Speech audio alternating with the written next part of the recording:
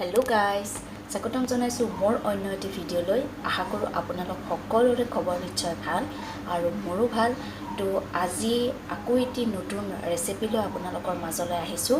তো আশা কৰোঁ আপোনালোক সকলোৱে ৰেচিপিটো চাই ভাল পাব। আগতেও মই কেইটামান ৰেচিপি দিছোঁ বাৰু, সেইকেইটাও আপোনালোকে যদি এতিয়ালৈকে চোৱা নাই গতিকে আপোনালোকে চাই ল'ব আৰু মোৰ চেনেলটো ছাবস্ক্ৰাইব কৰি থ'ব।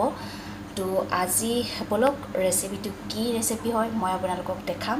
তাৰ আগতে মই পাকঘৰলৈ যাব লাগিব, গতিকে পাকঘৰলৈ যাওঁ, তাৰ পাছত মই দেখাম আপোনালোকক কি বনাওঁ আজি। আৰু আজি ৰেচিপিৰ কাৰণে মই এয়া লৈছোঁ নৰসিংহ, ভেদাইলতা আৰু মানিমুনি পাতৰ ৰস মিক্সিত পিচি লৈছোঁ আৰু এয়া নহৰু চেলাবৰ কাৰণে ৰেডি কৰিছোঁ। লগতে আদা লাগিব, আদাটো ৰেডি কৰি লওঁ। এয়া আদা। লগতে আৰু এটা ৰেচিপি দেখুৱাম আপোনালোকক। এয়া হৈছে ক'লা কচু।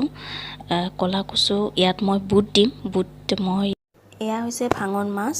মই ভেদাইলতা, নৰসিংহ আৰু মানিমুনি পাতৰ ৰস যি মই মিক্সিত পিচি থৈছোঁ তাৰ সৈতে মই বনাম।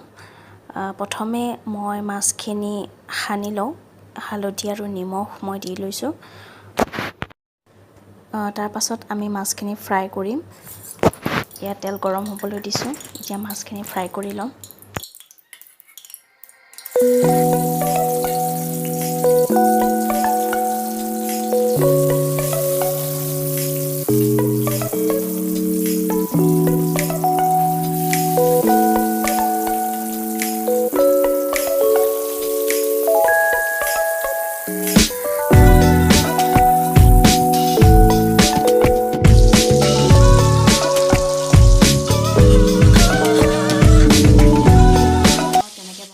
এতিয়া একেখিনি তেলতে মই ইয়াক ফোৰণ দিলোঁ আৰু এয়া গোটা জিৰা আৰু পিঁয়াজ, জ্বলা এইখিনি আগতে মই ভাজি লওঁ তেলত।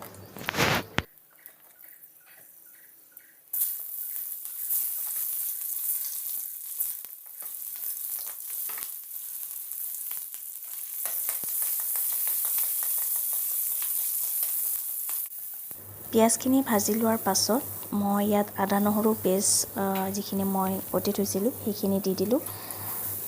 আদা নহৰুখিনি অকণমান তেলত ভাজি ল'ব লাগিব, নহ'লে ইয়াৰ কেঁচা এটা গোন্ধ ব্যঞ্জনত পোৱা যায়।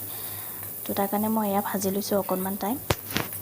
এতিয়া ইয়াৰ পাছত মই ইয়াত যিটো মিশ্ৰণ বনাই থৈছিলোঁ, এয়া ভেদাইলতা, নৰসিংহ আৰু লগতে মানিমুনি সেইখিনি মই ইয়াত ঢালি দিম আৰু অকণমান ইয়াত মই গৰম পানী এড কৰি দিছোঁ, নহ'লে এইখিনি বেছি গোটা হৈ গৈছে। আৰু এতিয়া ইয়াত মই সোৱাদ অনুসৰি নিমখ দিছোঁ আৰু হালধি গুড়ি অকণমান দিছোঁ, বেছি দিয়া নাই। এতিয়া এইখিনি উতলিব লাগিব। তাৰ পাছত ইয়াত মই মাছ দি দিম। ৰেচিপিটো চিম্পলে হয় আৰু সকলোৱে বনাব পাৰে সহজে।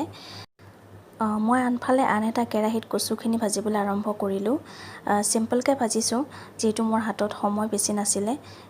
তেলত প্ৰথমে মই পিঁয়াজ, জ্বলা ভাজি লৈছোঁ। তাৰপাছত অকণমান আদা নহৰু পেষ্ট দিছোঁ। তাৰে পিছত মই কচু আৰু বুটখিনি দি পেলাই ভাজি লৈছোঁ। আৰু ইফালে মোৰ আঞ্জা হৈ গ'ল আৰু এইফালে কচুও হৈ গ'ল। এয়া বুট দিছিলোঁ। খাবলৈ বহুত টেষ্টি হৈছিলে। আমি সকলোৱে